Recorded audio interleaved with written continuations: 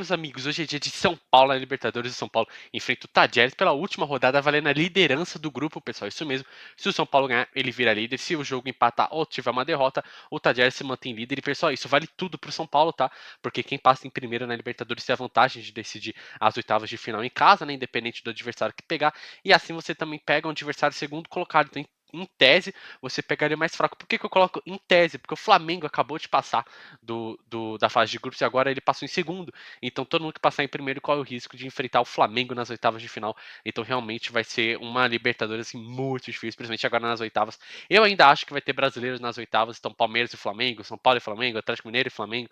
Eu acho que um desses clubes ainda vão se enfrentar nas oitavas, porque o Flamengo ter passado em segundo vai dificultar muito a vida dos brasileiros, pessoal. Mas vamos lá, vou compartilhar minha tela com vocês para a gente acompanhar as escalações do São Paulo, o recente histórico e também algumas informações do Tajeres, que é muito importante que o tricolor paulista saiba, porque o Tajeres é um time muito chato e hoje a gente vai ver isso lá no Morumbi.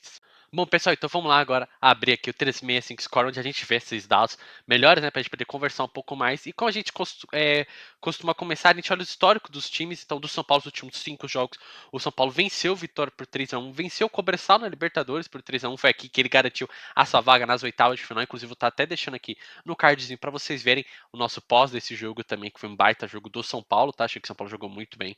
E aí depois o São Paulo enfrenta o Fluminense por 2-1 também, sai vitorioso contra o próprio Fluminense no Morumbi. Empata com o Barcelona do Equador, um jogo que o São Paulo deixou muito a desejar. Isso eu também aqui falei no canal, depois entra lá e procura. Senão também eu tá tentando deixar o cardzinho aqui para vocês verem também o nosso pós-jogo.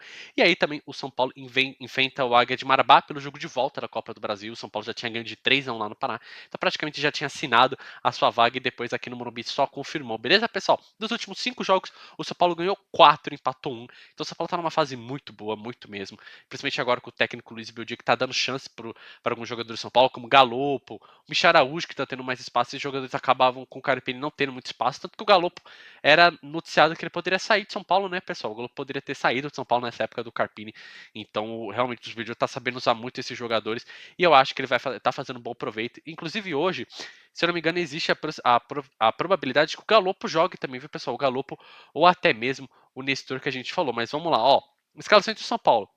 Lembrando, isso aqui é uma escalação provável, então tende a mudar algumas peças. Eu vou comentar aqui com vocês também. Mas no geral, o São Paulo vai com aquela linha defensiva dele, com o Rafael no gol, baita goleiro.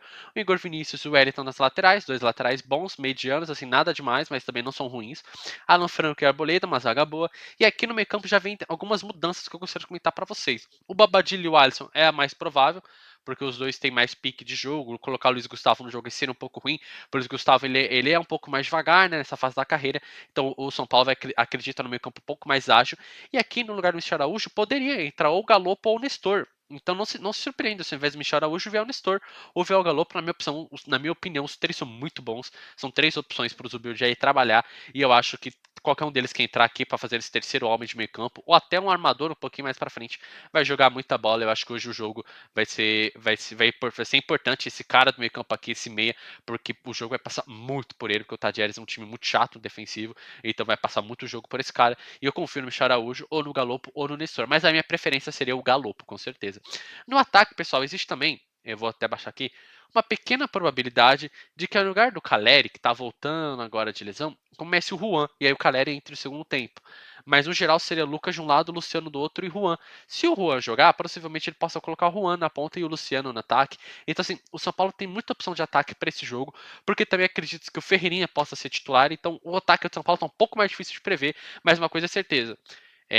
O Lucas Moura deve começar de titular, isso é praticamente certeiro, porque é um jogador que é muito importante para o São Paulo e contra o Águia de Marabá fez muito bem esse papel aqui jogando pela ponta, né? Na verdade, contra o Águia ele também jogou pelo meio, então espero que ele vá rotacionar toda essa área aqui e assim, criar muitas chances de gol, porque o Lucas é um jogador muito diferenciado, pessoal, tá bom? Tá, pessoal, então, esse aqui é o São Paulo. De novo, eu acredito que no lugar do Michel Araújo possa vir o Nestor ou o Galopo, e também no lugar do Caleri e do Luciano possam vir outras peças, como o Juan e Ferreirinha, ou até o Eric, mas acho difícil o Eric começar a titular, talvez o Ferreirinha tenha mais probabilidade de começar aqui pelo lado e o Juan aqui no centro, porque a gente sabe que o Luciano na ponta não rende muito, né? Principalmente no meio campo ali também não rende quase nada, na ponta muito menos que o Luciano não é um jogador veloz. Beleza, torcedor?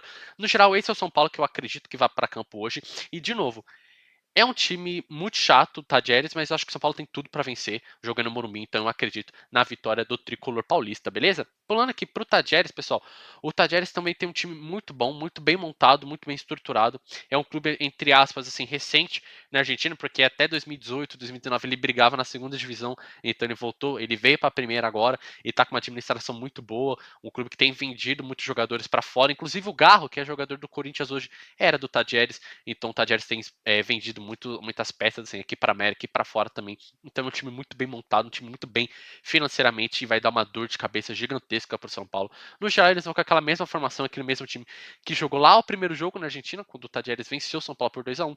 Lembrando que o Sousa, aquele jogo, conseguiu jogar 5 minutos e saiu machucado. Então talvez um reforço do Tadieres hoje seria o Sousa aqui no lugar do. Se eu não me engano, era do Ortega ou do Portilho, que eram os dois meio-campos que entraram aqui no segundo tempo. Entraram, acho que, na verdade, até no primeiro, mas jogaram aqui pelo lado. Beleza, pessoal? No geral, o Tadieres vai vir dessa forma, não muito diferente. São Paulo dessa forma aqui. E aí, claro, a gente sempre também faz o acompanhamento dos que estão fora, só para deixar o torcedor um pouco mais atualizado, né? Então, Pablo Maia, por exemplo, é um jogador que está fora, mas aí vocês sabem, pessoal. Falei até que o nosso canal no YouTube vai ficar fora até setembro, outubro. Então, é um jogador que vai demorar muito para voltar. E o Rafinha, o Wellington Rato, não. O Wellington Rato já está treinando com o time, então ele vai passar por todo esse processo de ritmo e possivelmente contra o Corinthians agora no Campeonato Brasileiro ele já seja relacionado, beleza? E o Rafinha também, mesma situação, talvez seja relacionado, mas como um jogador mais velho, ele necessita de mais tempo e assim eu acho um pouco mais difícil. Pessoal, eu queria aqui pegar com vocês também a tabela desse jogo, porque aqui, Copa Libertadores. Aqui, pessoal, Grupo B. Vocês estão vendo. Uma vitória hoje para o São Paulo é fundamental para passar em primeiro, mas não precisa ser uma vitória por 2 gols, porque se o São Paulo fizer um gol, ele chega a 6 gols aqui e o Tadieres cai a 5, né? Porque ele vai ter tomado mais um gol. Então o saldo cai menos um. E o saldo do São Paulo vai para mais um. Então seria 6-4. E aí o São Paulo passaria, na verdade 6-5, né? E aí o São Paulo passaria em primeiro lugar. Então hoje a missão não é difícil. O problema mesmo vai ser enfrentar o time do Tadieres. O resultado em si não é de complicado, é uma vitória simples. Qualquer vitória serve para São Paulo, mas o Tadieres é um time muito difícil, porque se eu não me engano, pessoal, até que vai dar pra gente ver. O Tadieres está sem perder há quase 16 jogos, tá, pessoal? Então o Tadieres, assim, tá numa sequência muito boa, o time do Tadieres na Argentina. Então 16 jogos, são 10 vitórias e 6 empates. Se eu não me engano, chegou a 17 agora, com um outro empate em cima do Boca Juniors. Eu acho que aqui vai dar pra gente ver melhor. Então, ó, só pra vocês verem, tá vendo? O Tadieres, a sequência de jogos aqui, ó, é um time que tem muito bem, também tá numa sequência muito forte, sem derrotas, tá vendo? Então o São Paulo tem um adversário muito difícil para enfrentar. A última derrota do Tadieres foi lá em fevereiro contra o Barraca Central, ainda na Liga Argentina. Então é um adversário que vai dar muito trabalho para São Paulo. Então hoje o jogo promete, beleza, torcedor? Bom, pessoal, espero que vocês tenham gostado do vídeo. Tentei fazer algo mais diferente. Vocês viram que não teve introdução, não teve nada, porque eu tô tentando uma dinâmica nova para ver se vocês gostam, para ver se vocês ficam mais interessados em assistir. Então, por favor, se você gostou do vídeo, deixa aí nos comentários. Fala, ó, eu gostei dessa dinâmica, ó, preferi a outra, não sei o quê, que para mim me ajuda bastante. Bom, pessoal, dito tudo isso, eu queria agradecer você que ficou até aqui. Meu muito obrigado de coração. Vou estar deixando aqui também para vocês o nosso Instagram. Passa lá para você acompanhar tudo o que acontece com São Paulo, com Corinthians, Palmeiras, Flamengo, os clubes que a gente cobre lá no canal, como sempre. Beleza, torcedor? Lembrando que lá o estilo de vídeo é um pouco mais casual. Então ele é um pouco mais. Ele é um pouco menor. Ele geralmente tem média de 1 minuto e meio, que é para pegar você que não tem muito tempo, pessoal, de assistir vídeo. Eu entendo. Então pense em você também. Tente fazer algo mais mastigado possível para que assim você fique por dentro de tudo que acontece com o seu clube do coração.